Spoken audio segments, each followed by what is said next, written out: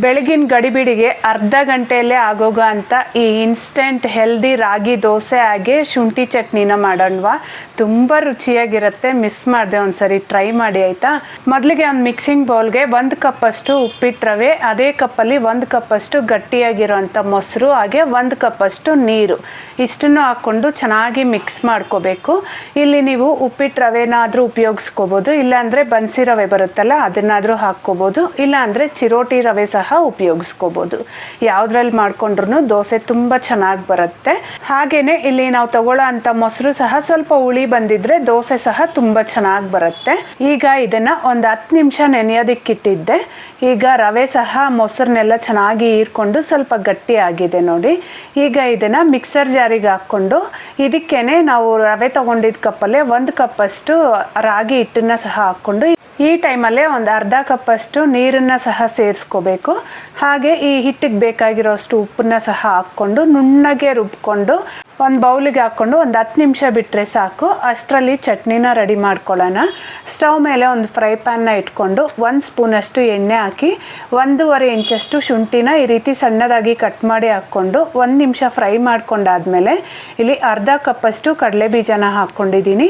ಈ ಕಡಲೆ ಬೀಜನ ಲೋ ಫ್ಲೇಮಲ್ಲೇ ಫ್ರೈ ಮಾಡ್ಕೋಬೇಕು, ಆವಾಗ ಚಟ್ನಿ ರುಚಿ ತುಂಬ ಚೆನ್ನಾಗಿರುತ್ತೆ. ಚಟ್ನಿ ರುಚಿ ಎಲ್ಲ ನಾವು ಕಡಲೆ ಬೀಜ ಫ್ರೈ ಮಾಡೋದ್ರಲ್ಲೇ ಇರುತ್ತೆ.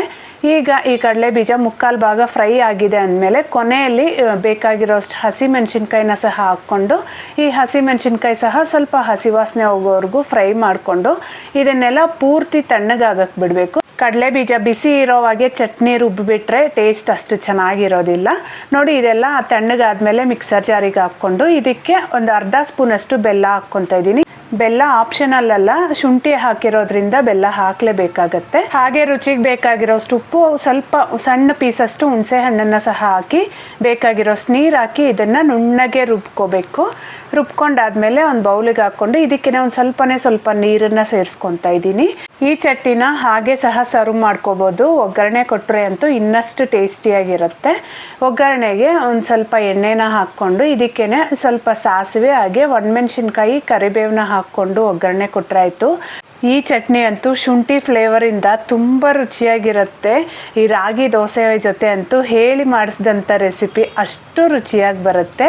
ಇನ್ನು ದೋಸೆ ಮಾಡ್ಕೊಳ್ಳೋದಕ್ಕೆ ನೋಡಿ ಈ ಹಿಟ್ಟು ಸಹ ಒಂದು ಸ್ವಲ್ಪ ಹುಳಿ ಬಂದಂಗೆ ಆಗಿದೆ ಅಲ್ಲ.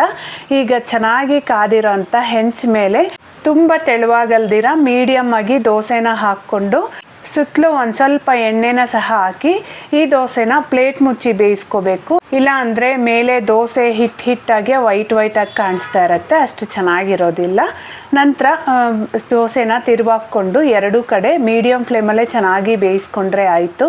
ಈ ರಾಗಿ ದೋಸೆ ಹಾಗೆ ಶುಂಠಿ ಚಟ್ನಿ ಅಂತೂ ಒಳ್ಳೆ ಕಾಂಬಿನೇಷನು. ಮಿಸ್ ಮಾಡದೆ ಇದೇ ರೀತಿ ಒಂದ್ಸರಿ ಟ್ರೈ ಮಾಡಿ ಆಯಿತಾ. ಇಷ್ಟ ಆಗಿದ್ರೆ ಮಿಸ್ ಮಾಡದೆ ವಿಡಿಯೋನ ಲೈಕ್ ಮಾಡಿ, ಹಾಗೆ ಚಾನಲ್ನ ಸಬ್ಸ್ಕ್ರೈಬ್ ಮಾಡ್ಕೊಳ್ಳೋದನ್ನು ಮರಿಬೇಡಿ. Thank you for watching.